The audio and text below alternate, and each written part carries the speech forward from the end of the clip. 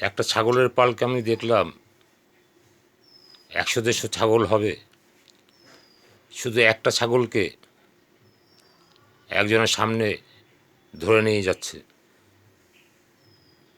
দড়ি বেঁধে ধরে নিয়ে যাচ্ছে, আর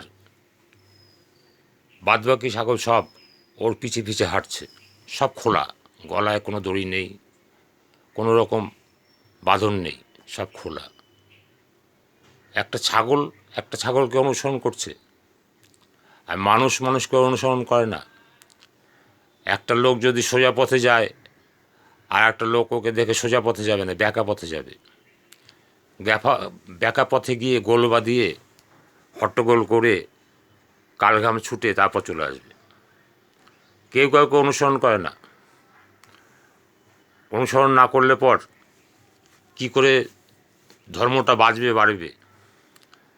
অনুসরণ করতে হয়, নকল না, অনুসরণ করতে হয়। অনুসরণ করলে আপনি বাঁচার রাস্তা পাবেন।